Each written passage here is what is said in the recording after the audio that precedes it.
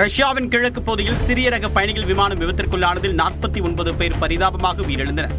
Ankara ஏர்லைன்ஸின் AN-24 விமானத்தில் 5 குழந்தைகள் உட்பட 43 பயணிகளும் 6 விமான பணியாளர்களும் பயணித்த நிலையில் விபத்தில் சிக்கியது. தைண்டாவுக்கு 15 கிலோமீட்டர் தொலைவில் ஒரு சரிவான காட்டுப்பகுதியில் விமானம் விபத்திற்குள்ளானது.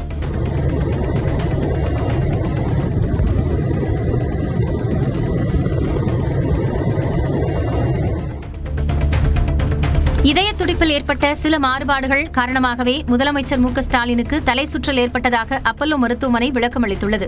முதலமைச்சருக்கான உடல்நல பாதிப்பை சரி செய்வதற்கான சிகிச்சை அளிக்கப்பட்டதாகவும் கூறப்பட்டுள்ளது. ஆஞ்சியோகிராம் சோதனை இயல்பாக இருந்ததாகவும் முதலமைச்சர் நலமுடன் இருப்பதாகவும் கூறியுள்ள மருத்துவமனை நிர்வாகம் 2 நாட்களுக்குள் வழக்கமான பணிகளை முதலமைச்சர் மேற்கொள்வார் என்றும் தெரிவித்துள்ளது.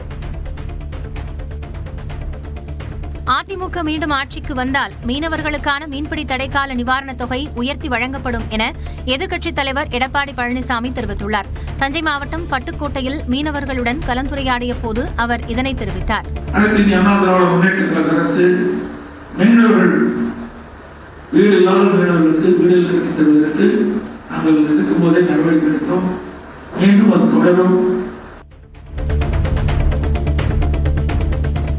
விழுப்புரம் மாவட்டம் தைலாபுரத்தில் மட்டுமே பாமக தலைமை அலுவலகமாக செயல்படும் என அக்கட்சியின் நிறுவனர் ராமதாஸ் தெரிவித்துள்ளார். சென்னை உள்ளிட்ட வேறு எங்கும் பாமக அலுவலகம் செயல்படுவது சட்டவிரோதம் என்றும் தெரிவித்துள்ளார். வேறு எங்கும் யாரும் எந்த விதமான தலைமை அலுவலகத்தையும் சென்னையிலோ வேறு எந்த ஊரிலோ வைத்திருக்க கூடாது. வைத்திருந்தால் அது சட்டத்திற்கு புறம்பானது என்பதை தெரிந்து கொள்ள வேண்டும் என்று தெரியப்படுத்தப்படுகிறது.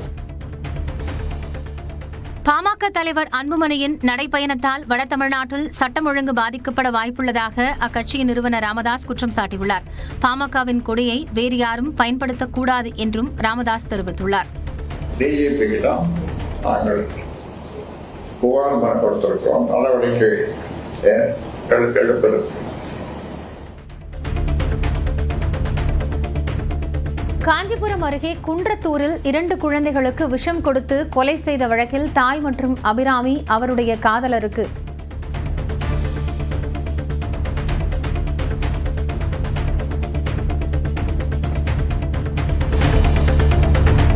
வங்கக்கடலில் புதிய காற்றழுத்த தாழ்வு பகுதி உருவாகியுள்ள நிலையில் தமிழகத்தில் அடுத்த 1 வாரம் ஒரு சில இடங்களில் மிதமான மழை பெய்ய வாய்ப்புள்ளதாக சென்னை வானிலை ஆய்வு மையம் அறிவித்துள்ளது.